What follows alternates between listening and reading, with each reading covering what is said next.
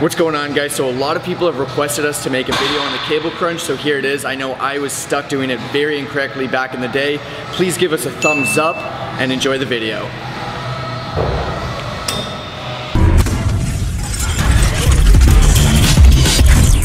First and foremost, as you guys know the drill, we're going to 3 common mistakes. The first one, this is going to be opposite to all the other videos we make. You don't want to retract that scapula.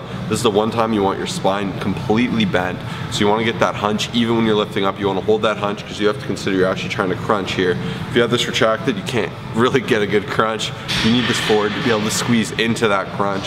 And that is number one. As you can see, Kyle's doing it here. He's got his back very postured. It looks very awkward. It looks like he's trying to kiss the floor, and that's what you're gonna get, as opposed to actually trying to drive that chin all the way down to the knee and really get that big contraction that you're aiming for with this exercise.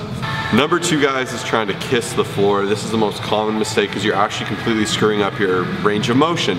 Think of a crunch, you're trying to drive yourself all the way forward towards your knee. This is the exact same thing, it's just a different plane of motion coming from the top. So you want to start with that back hyperextended, and as you guys can see, I'm driving that chin inward. Looks a little silly, I look very hunched, but that's what's going to give me that squeeze. And then kind of like a 2.5 of sorts is to hold the squeeze. You need to play around until you actually feel the squeeze and you feel all of your abs being worked. If you're going too heavy, you're really going to screw yourself up because you're not going to get the contraction you need to make this exercise worthwhile. If you're going too light, you're not going to feel anything. You're going to have to rep it for days, and that is another huge issue.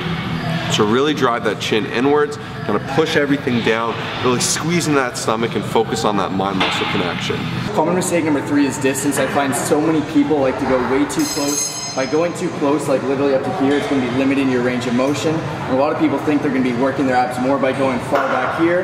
This is also going to be limiting your range of motion. So I highly recommend finding your sweet spot, making sure to get a nice squeeze, a nice contraction, and not limiting your range of motion, getting the most out of this exercise. Alright guys, from the A to Z of this exercise, I'm going to keep it American even though we're Canadian.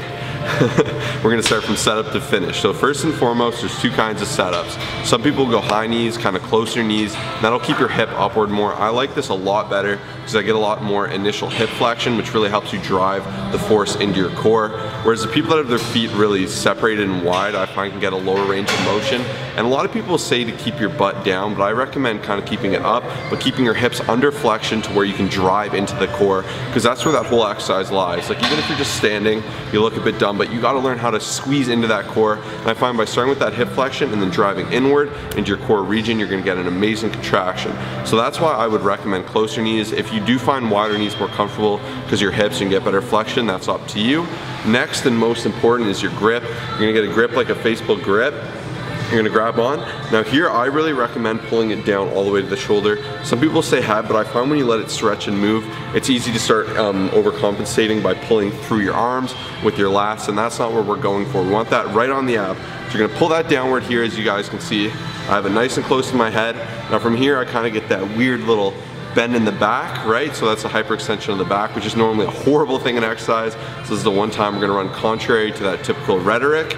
But here, past that, I'm driving the chin inward, and I'm trying to put a lot of force on my abs and keep that all the way down to a huge contraction you guys can see. I like to hold and make sure I'm really isolating the muscle. But on the way up, you're gonna wanna go to where you feel your abs nice and extended. Not overextended, you don't wanna go too high, that's another common issue.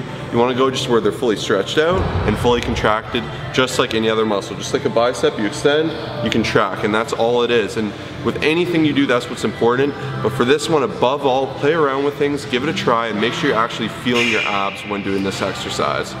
Thank you guys so much for checking out this video. If you liked it and you learned something, please smash that like button. It really helps us out. Drop a comment, say what's up, say you liked it. Any questions or comments you have, we're happy to answer. We have a lot of other great how-to videos, so I recommend you check out our how-to playlist. That's the first link in the bio. Second, we also offer online fitness coaching. If that's something that interests you, you want to take your fitness to the next level.